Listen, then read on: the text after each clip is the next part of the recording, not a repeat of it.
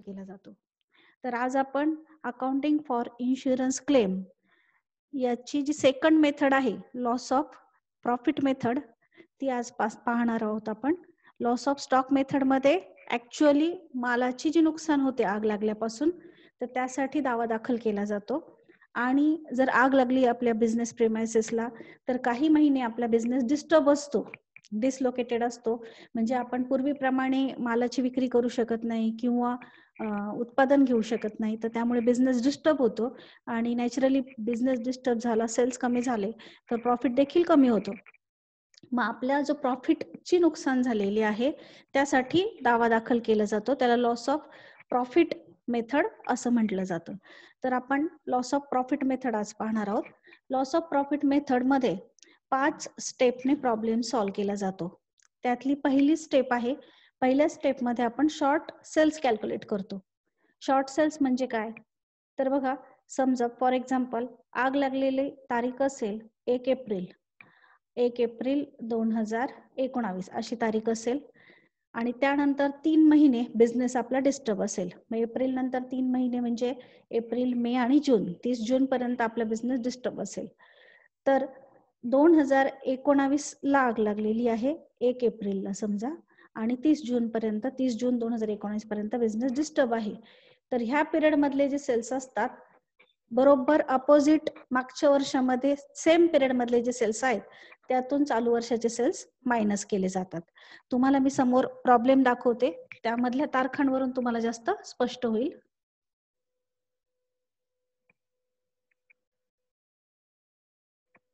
बघा, हा प्रॉब्लेम आहे. आता ह्या प्रॉब्लेम नुसार मेसर्स अनुभव traders are insured under loss of profit policy insurance for rupees 1,26,000. They close their books of accounts on 31st December every year. अनुभव ट्रेडर्सच्या प्रिमायसेसला आग लागलेली आहे आणि त्यांनी जी पॉलिसी उतरवलेली आहे ती आहे लॉस ऑफ प्रॉफिट पॉलिसी. आणि इन्शुरन्सची जी अमाऊंट आहे किंवा जी सम इन्शुअर्ड केलेली आहे ती आहे 1,26,000 रुपये. त्यांचे जे बुक्स आणि रेकॉर्ड्स आहेत ते 31 डिसेंबरला एव्हरी इयरला क्लोज होतात. And unexpected fire damage their premises considerably on 1 July 2015, म्हणजे 1 जुलै 2015ला बिझनेस प्रिमायसेसला आग लागलेली आहे. आता त्यानंतर आपल्याला टर्न ओव्हर्स दिलेले आहेत, समोर तुम्हाला दिसते बघा स्क्रीनवर. टर्न ओव्हर जे आहेत ते 4 टर्न ओव्हर्स आहेत. मग त्याच्या ज्या तारखा आहेत त्या तारखा सर्वात महत्वाच्या आहे. बघा, turn over during the year ending 30 जून 2015, 30 जून 2015 जे टर्न ओव्हर आहेत ते आहेत 14,40,000 रुपये.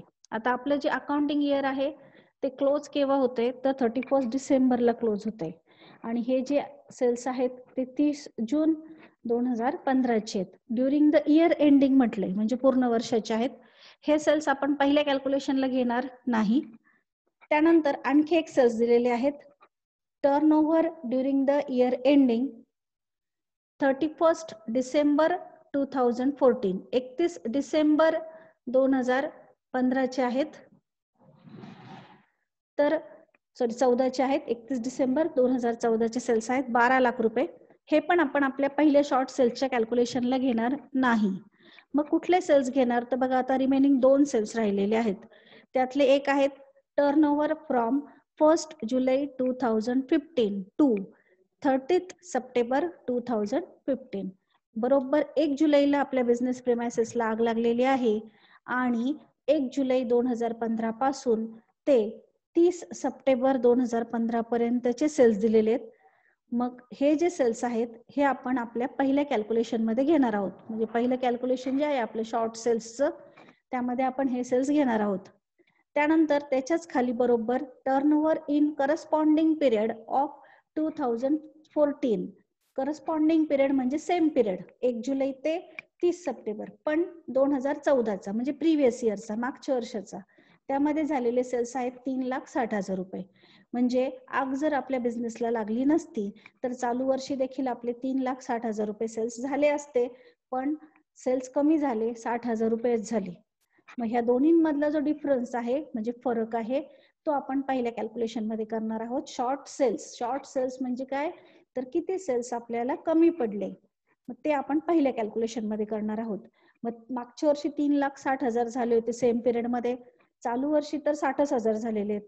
याचा अर्थ 3 लाखाचे सेल्स आपले चालू वर्षी काय झालेले आहेत, कमी झालेले आहेत. परंतु त्यावर एक ऍडजस्टमेंट सांगितलेली. पॅराग्राफ बघा.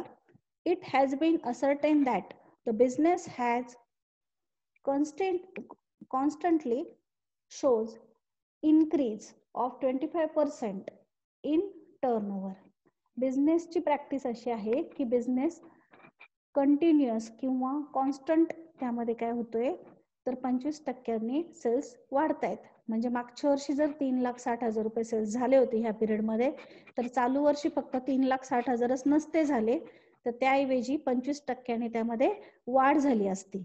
मग आपल्याला काय करायचंय तर पहिलं कॅल्क्युलेशन करताना शॉर्ट सेल्सचं 3,60,000 रुपये सेल्स घ्यायचे, त्यामध्ये 25% जी इन्क्रीज झालेले आहेत ते ऍड करून घ्यायचे आणि त्यानंतर मग डिसलोकेशन पिरियड मधले जे सेल्स आहेत 1 जुलै 15 ते 30 सप्टेंबर 15 60,000 रुपये ते लेस करायचे आहेत. ही आहे आपली पहिली स्टेप.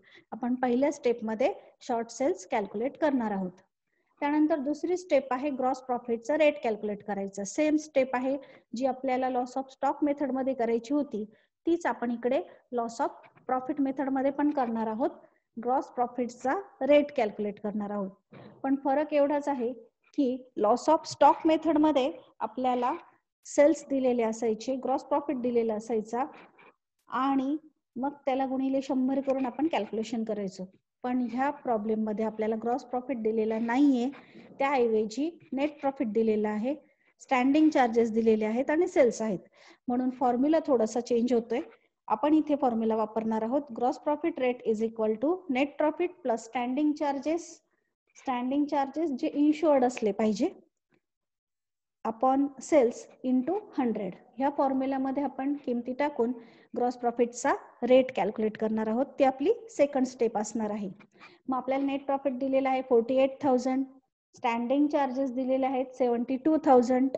आता काही त्याबद्दल अशी इन्फॉर्मेशन नाहीये की हे इन्शुअर्ड इतके आहेत किंवा अनइन्शुअर्ड इतके आहेत. मग आपण असं अज्युम करणार की सगळेच इन्शुअर्ड असणार आहेत.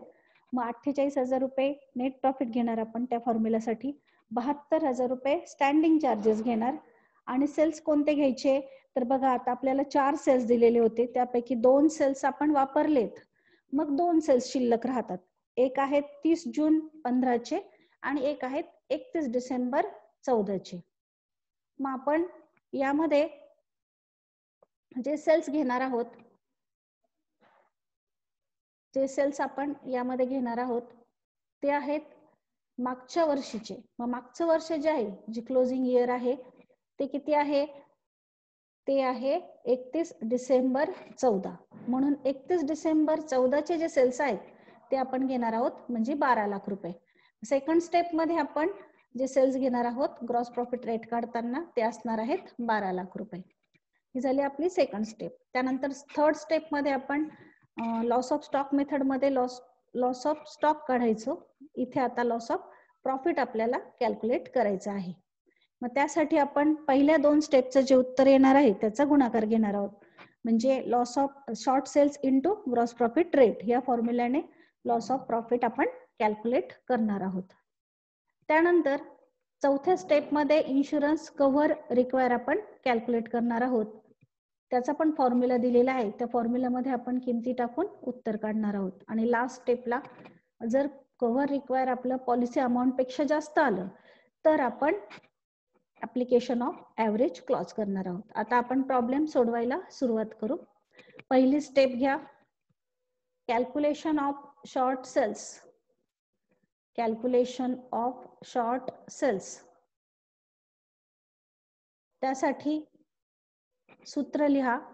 आता बघा सूत्र कसं लिहायचं तर जे मागच्या वर्षीचे सेल्स आहेत करस्पॉन्डिंग पिरियडचे त्याला तुम्ही करस्पॉन्डिंग पिरियड म्हणू शकतात किंवा तुम्ही त्याला तारीख देऊन लिहिलं तरी चालेल. म्हणून मी दोन्हींचा वापर केलेला आहे. करस्पॉन्डिंग पिरियड असा शब्द पण टाकलेला आहे आणि तारीख पण टाकलेली आहे. मग फॉर्म्युला लिहा. पहिलं कॅल्क्युलेशन घ्या, calculation of short sales. Calculation of short cells.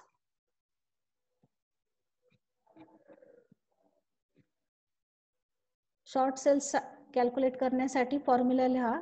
Cells during corresponding period, sales during corresponding period, त्याच्या खाली तारीख लिहा 1/7/2014 म्हणजे 1 जुलै 2014 टू 30/9/2014 टू 30/9/2014. आता त्या पिरियड मधले जे सेल्स आहेत ते आहेत 3,60,000 रुपये, 3,60,000 रुपये. त्यानंतर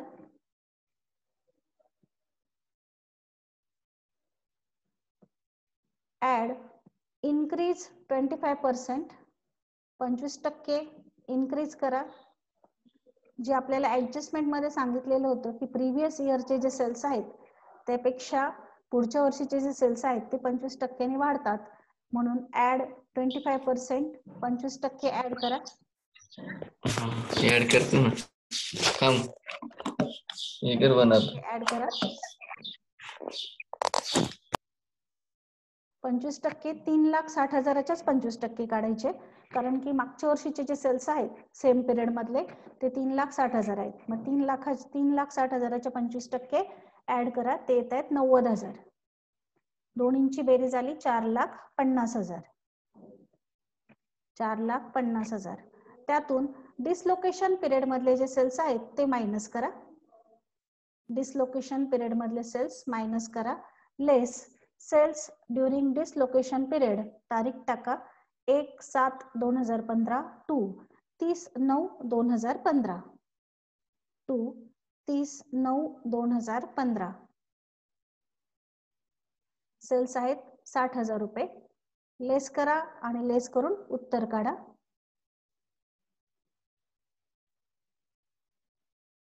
आपलं उत्तर येत आहे 3,90,000 रुपये. शॉर्ट सेल्स आले 3,90,000 रुपये.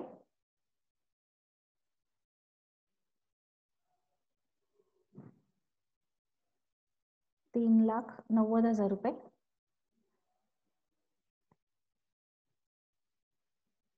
बघा सगळ्यांचं पहिलं कॅल्क्युलेशन झालं असेल. आपण पहिल्या कॅल्क्युलेशन मध्ये शॉर्ट सेल्स कॅल्क्युलेट केले. त्यासाठी sales during corresponding period, corresponding period कसा घेतला आपण, तर बरोबर आग लागल्याच्या तारखेपासून पुढे काही महिन्यांचा पिरियड जो असतो तो डिसलोकेशन पिरियड असतो, आणि सेम पिरियड परंतु मागच्या वर्षीचा जो असेल तो करस्पॉन्डिंग पिरियड असतो.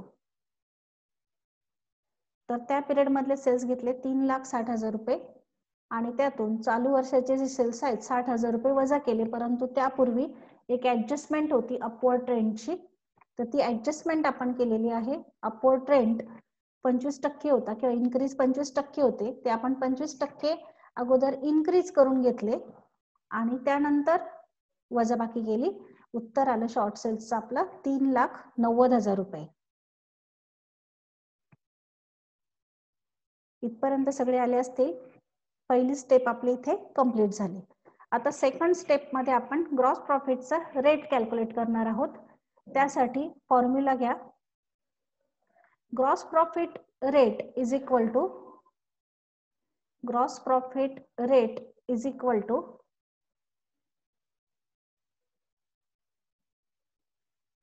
Net profit plus insured standing charges upon sales into 100. Net profit plus insured standing charges, net profit plus insured standing charges upon sales into 100. आता सूत्रात किमती टाका. नेट प्रॉफिट आहे 42,000 रुपये, इन्शुअर्ड स्टँडिंग चार्जेस आहेत 78,000 रुपये, छेद सेल्स कोणते घ्यायचे, तर आग लागल्याच्या 1 वर्ष अगोदरचे म्हणजे 12 लाख रुपये, जे 31 डिसेंबर 2014 चे सेल्स दिलेले आहेत ते घ्या 12 लाख रुपये. 12 लाख रुपये कॅल्क्युलेशन करून उत्तर काढायचं आहे. तुम्ही एक स्टेप ड्रॉप केली तरी चालेल किंवा बेरजेची एक स्टेप तुम्ही वाढवली तरी चालेल.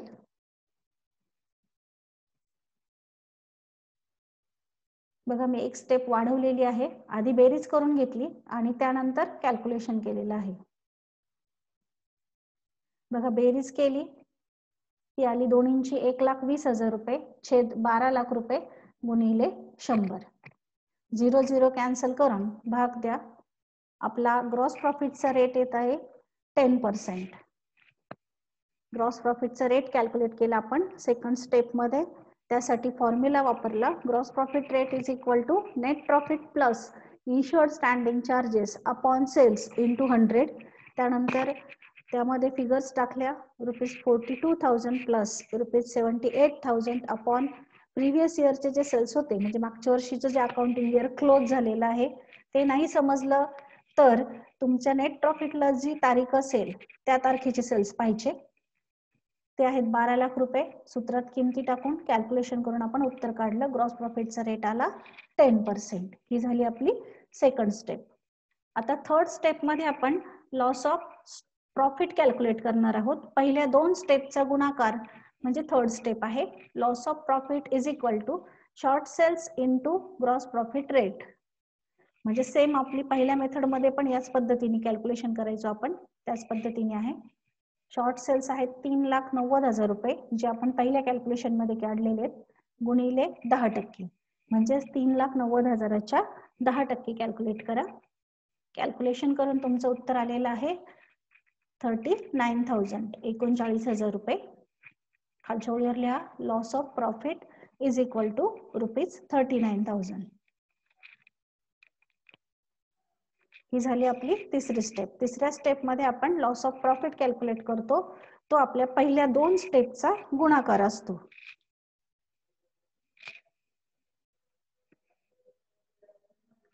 सर्वांचं इथपर्यंत लिहून झालं असेल. आता जी चौथी स्टेप आहे, चौथ्या स्टेप मध्ये आपल्याला इन्शुरन्स कव्हर रिक्वायर काढायचं आहे. मग इन्शुरन्स कव्हर रिक्वायर काढण्यासाठी असे सेल्स घ्यायचे की ज्याला आग लागल्याच्या तारखेला 12 महिने पूर्ण होतात, असे सेल्स घ्यायचे आणि ग्रॉस प्रॉफिटच्या रेटने त्याला गुणायचं.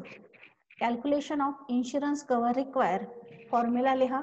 Insurance cover require is equal to gross profit rate into sales 12 month ending to the date of fire. म्हणजे असे सेल्स ज्याला आग लागल्याच्या तारखेपर्यंत 12 महिने पूर्ण होतात. मग आग लागल्याची जी तारीख आहे ती आहे 1 जुलै 2015. मग 1 जुलै 2015 अशी तारीख असलेले सेल्स पाहिजे किंवा 1 दिवस अगोदरचे. मग 1 जुलैच्या 1 दिवस अगोदर म्हणजे 30 जून असतो, म्हणून 30 जून 2015ला जे इयर क्लोज होतं फॉर द इयर एंडिंग 30 जून 2015 असे जे सेल्स आहेत ते आपण घेणार आहोत. मग असे जे सेल्स आहेत त्याची किंमत आहे 14,40,000 रुपये. पण जी आपली इन्क्रीजची किंवा अपवर्ड ट्रेंडची ऍडजस्टमेंट असते ती आपण ज्याप्रमाणे पहिल्या कॅल्क्युलेशनचे सेल्स वाढवून घेतो त्याचप्रमाणे चौथ्या स्टेप मध्ये पण जे सेल्स आहेत ते आपल्याला अपवर्ड ट्रेंड नुसार वाढवून घ्यायचे. म्हणून आता इथे आपण किमती टाकताना ग्रॉस प्रॉफिटचा रेट टाकणार आहोत 10% गुणिले सेल्स घेणार आहोत 14,40,000 रुपये जे आपल्याला 30 जून 2015 चे दिलेले होते for the year ended 30 June 2015 plus 25% करायचे. 25% हे इन्क्रीज आहे. मागच्या वर्षीपेक्षा पुढच्या वर्षीचे सेल्स वाढतात अशी बिझनेसची प्रॅक्टिस आहे, म्हणून 25% आपण ते ऍड करून घेणार आहोत चौथ्या स्टेप मध्ये पण. म्हणजे अपवर्ड ट्रेंड किंवा इन्क्रीजचा जो इफेक्ट आहे तो 2 स्टेपवर पडतो. एक पहिल्या स्टेपवरचे सेल्स आपण वाढवून घेणार आहोत आणि दुसरे जे आहेत ते चौथी जी आपले इन्शुरन्स कव्हर रिक्वायरची स्टेप आहे त्यामधले सेल्स पण आपण वाढवून घेणार आहोत. मग 25% आपण त्यामध्ये वाढवून घेणार आहोत. 25% ऍड करून कॅल्क्युलेशन करायचंय. मग आधी 10% तसेच लिहा गुणिले कंस सोडून घेऊ. 14,40,000 मध्ये 25% ऍड करू. 14,40,000च्या 25% येत आहेत 3,60,000 रुपये. त्यानंतर 10% इंटू दोन्हींची बेरीज करा 18 लाख रुपये येते.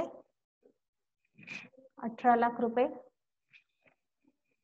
आता 18 लाखाच्या 10% कॅल्क्युलेट करा, ते आले 1,80,000 रुपये. 1,80,000 रुपये. म्हणजे इन्शुरन्स कव्हरची अमाऊंट आली आपली 1,80,000 रुपये. चौथ्या स्टेप मध्ये आपण इन्शुरन्स कव्हर रिक्वायर कॅल्क्युलेट केलं. त्यासाठी फॉर्म्युला आहे gross profit rate into sales 12 month ending to the date of fire. मग ग्रॉस प्रॉफिट रेट आहे 10% आणि आग लागल्याच्या तारखेपर्यंत ज्याला 12 महिने पूर्ण होतात असे सेल्स आहेत 14,40,000 रुपये.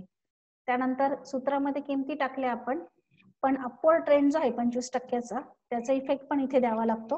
म्हणून 10% गुणिले कंसामध्ये 14,40,000 प्लस 25%. मग 14,40,000च्या 25% कॅल्क्युलेट केले. 10% गुणिले 14,40,000 प्लस 3,60,000 दोन्हींची बेरीज केली ती आली 18 लाख. त्यानंतर 18 लाखावर 10% कॅल्क्युलेट केले ते आले 1,80,000. आता आपल्याला माहिती आहे की आपल्याला दिलेली पॉलिसीची अमाऊंट आहे 1,26,000 आणि कव्हर येते 1,80,000 रुपये. मग तेव्हा ऍप्लिकेशन ऑफ ऍव्हरेज क्लॉज करायचं. आणि जर समजा आपली पॉलिसीची अमाऊंट 1,26,000 आहे आणि कव्हर जर आपलं त्यापेक्षा कमी आलं असतं तर मात्र ऍप्लिकेशन ऑफ ऍव्हरेज क्लॉज केलं नसतं, तर जेवढा तुमचा लॉस ऑफ प्रॉफिट आहे तेवढाच क्लेम पास झाला असता. मग आता 5वी स्टेप करू आपण. त्यासाठी आधी एक वाक्य टाकायचं आहे आपल्याला. Insurance cover require rupees 1,80,000 is more than insurance policy amount rupees 1,26,000. so तुम्ही सो लिहा किंवा 3 टिंब दिले तरी चालतील. So application of average clause. So application of average clause. आता फॉर्म्युला लिहू आपण. फॉर्म्युला सेम आपल्या लॉस ऑफ स्टॉक मेथड प्रमाणेच आहे, फक्त थोडासा चेंज असा आहे की तिथे लॉस ऑफ स्टॉक होता, इथे लॉस ऑफ प्रॉफिट आहे. तिथे आपण क्लोजिंग स्टॉक असरटेन करायचो, इथे आपल्याकडे क्लोजिंग स्टॉक नाहीये, त्याऐवजी कव्हर आहे. म्हणून तेवढा फॉर्म्युलामध्ये बदल होते. Policy amount or sum insured upon insurance cover require into loss of profit.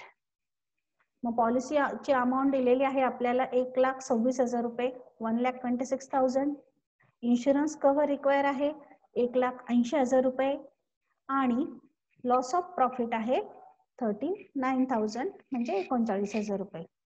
सूत्रामध्ये किमती टाकून कॅल्क्युलेशन करून आपण उत्तर काढलं. ते आलं 27,300 रुपये. आधी 0 कॅन्सल करत जा आणि त्यानंतर मग कॅल्क्युलेशन करत जा. आणि कॅल्क्युलेशन करताना शक्यतो आधी गुणाकाराची क्रिया करायची, नंतर भागाकाराची करायची, म्हणजे उत्तर आपलं पॉइंट मध्ये येणार नाही. 5व्या स्टेप मध्ये आपण ऍप्लिकेशन ऑफ ऍव्हरेज क्लॉज केलेला आहे.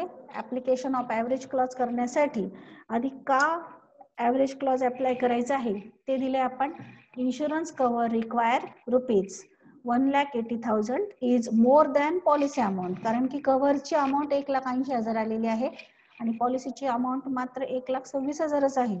मग ते कव्हर जास्त आल्यामुळे आपण ऍप्लिकेशन ऑफ ऍव्हरेज क्लॉज करतोय. जर कव्हर कमी आलं असतं तर आपलं जे लॉस ऑफ स्टॉक प्रॉफिटचं उत्तर होतं 39,000 रुपये, तेच आपण पॉलिसी म्हणून दाखवलं असतं, अमाऊंट ऑफ इन्शुरन्स क्लेम म्हणून दाखवलं असतं. मग हे सूत्राचा वापर केला नसता, फक्त नोट दिली असती. पण कव्हर जास्त आल्यामुळे आपण इन्शुरन्स क्लेम कॅल्क्युलेट करतोय ऍप्लिकेशन ऑफ ऍव्हरेज क्लॉजने. फॉर्म्युला वापरला. Policy amount or sum insured upon insurance cover require into loss of profit. सूत्रामध्ये किमती टाकल्या आणि कॅल्क्युलेशन करून उत्तर आलं आपलं. Amount of insurance claim is equal to rupees 27,300. म्हणजे आपली ऍक्च्युअल प्रॉफिटचा लॉस झालेला आहे 39,000 रुपयाचा, परंतु इन्शुरन्स कंपनीकडनं आपल्याला जी नुकसान भरपाई मिळणार आहे ती फक्त 27,300 रुपयाचीच नुकसान भरपाई मिळणार आहे.